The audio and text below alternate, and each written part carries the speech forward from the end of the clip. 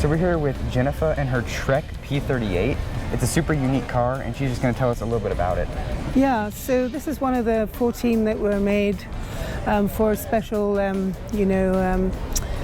contests that they had here in the United States. But it's based on, the regular Range Rover. And growing up in Africa, in Kenya, we had Land Rovers and Range Rovers.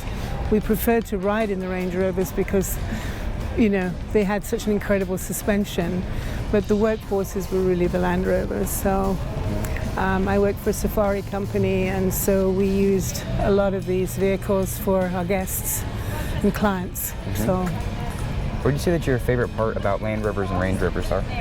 The favorite part? Yeah, it's like the one thing that you think is just the best part about them. It's the fact that they can pretty much go anywhere, and it increases your skill set as a driver. We're so used to just driving regularly on a road, we don't realize a lot of the time that there's quite a skill set that's set to getting around places that you normally would go if you're off-road. So from that standpoint, yeah, I enjoyed off-roading for sure. Going up in Alaska and going off-road. That's pretty amazing, yeah. So in Kenya, you guys also had Land Cruisers and things like that, right? Land Cruisers, so Toyota was a Land Cruiser, right? Yeah, so there was Toyotas and there were Land Rovers, but originally the sort of culture there was Land Rover because it was a British colony, that whole area, so there were a lot of those cars there anyway, but the Toyota came in later on, and they were popular as well. I remember reading something in a Land Rover magazine that was, I think it was half of the tribes in Africa, the first mechanical vehicle they ever saw was a Land Rover. Yeah. From just adventuring out and people going on adventures and expeditions and things like that. Yeah, for sure. And what would you say your favorite part about the community is, the Land Rover community?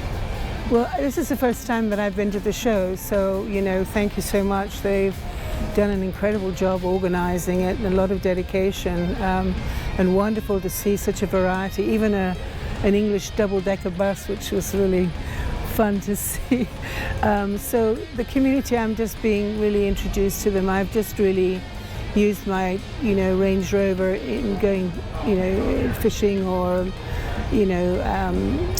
up to Alaska, driving. I like to do photography, so I can get to some really unusual places by off-roading. So you took this to Patagonia, right? So yeah, so this Range Rover is kind of very similar to the Camel Trek, and that was a competition that they had all around the world where they used, I believe, the Range Rover and also the Land Rover, and so it was a skill set. So Patagonia was one of those areas. They were in Malaysia as well, and they don't do it anymore, unfortunately, but it was a really interesting, and they used to film it like you guys, and it was very interesting to watch it, and there were different nationalities. There were teams from all over the world, France, England, and so on and so forth. Yeah, that was a lot of fun. Yeah.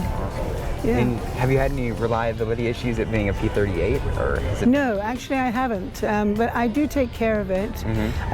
She's 1997, so she's a working royal, she's not a Prince Harry, sorry.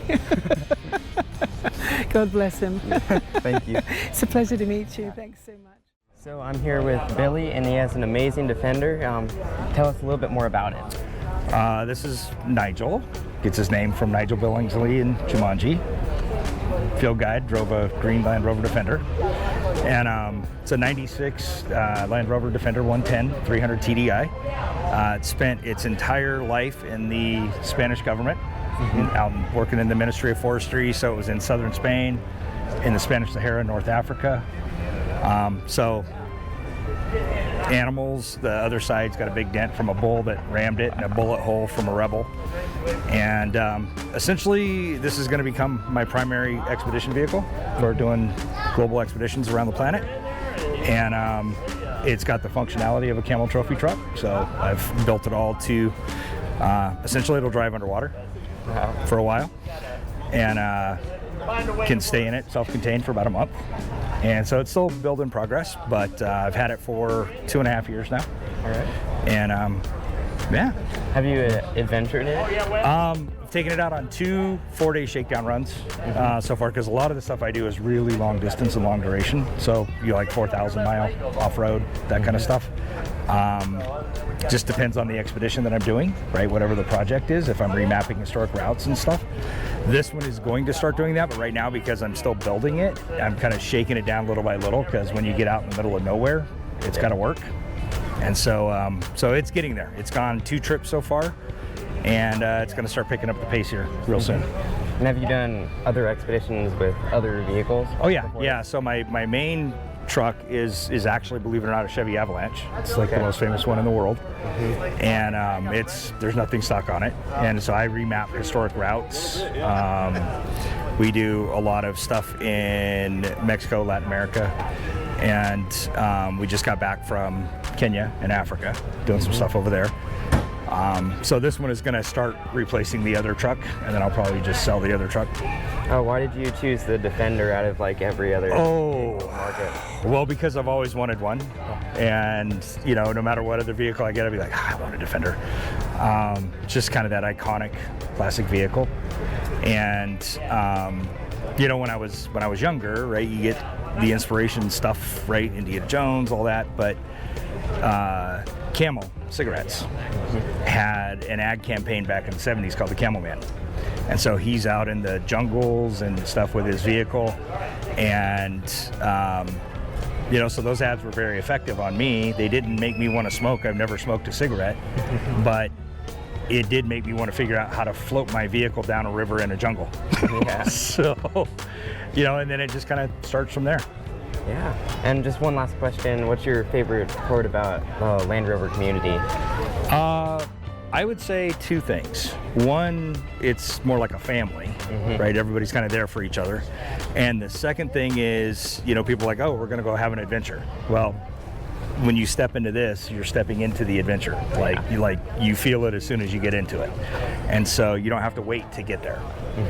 Well, thank you. Sure. Pleasure meeting you. So we're here with Brian and his Range Rover Suffix. And he's just going to tell us a little bit about what makes it unique. Okay, hi. Well, this is 1977. The suffix refers to the actual registration of the old original cars. This is, as I mentioned, 77 two-door, which you couldn't purchase in the US. They became available in the US in 82 when they made the 4-door. This car has the V8 aluminum body, aluminum engine. It's a left-hand drive because it used to be a fire chief car in Germany. So it was orange, and thank goodness we painted it white and we brought it to the US. But most of these were built right-hand drive because they were sold in the UK. So I've been looking for several years and finally found one in Amsterdam, where it was stationed when I picked it up. What would you say that your favorite part about the car is? Just the way it drives. I mean, it is so smooth. This is the first fully independent suspension vehicle, SUV, so it glides around everywhere. It's just a fabulous car. A lot of people will stiffen the suspension, but it takes away from the drive and enjoyment if you stiffen it too much. So you've also got this Series 2 over here. Yep. How would you compare the two? Night and day. Yeah. This is 65. It drives like a truck. It'll go anywhere as long as you don't want to go fast. Top speed on this old girl is about 60 miles an hour, but it's got the 4-cylinder engine, of course, compared to the V8. But probably my kid's favorite vehicle for going to school. You sit high, you can see everything, and again, just a great car to take off-road. It'll climb any hill as long as you're not in a hurry. So do you have any good stories with either one of these? Well, this one again, this is a Royal Air Force vehicle that was stationed in Germany. It was an ambulance. When I got it, it only had 42,000 miles, so low mileage, great car. I've used it for everything, camping, remodeling a house, pulling trailers, it'll do anything. Yeah. So this one's relatively new to me. I've only had it now for 9 months, but we've had this car here for almost 15 years. Wow. And again, it starts first time, never had a problem. What would you say your favorite thing about the Land Rover community is? Well, the old Land Rover community obviously is a lot different than the new Land Rover community. So the old Land Rover community, the knowledge of working on these cars is awesome because they're simple, people understand, share ideas on how to fix problems. And basically, if you have a welder and some tape, you can make these things run. The new Land Rover community is a little more challenging, with the electronics. We had a new Range Rover, and I love it, but they don't quite have the character of the old vehicles. Yeah. So these, you can teach someone to keep them running very easily. The new ones, obviously, not so much. Yeah. Thank you.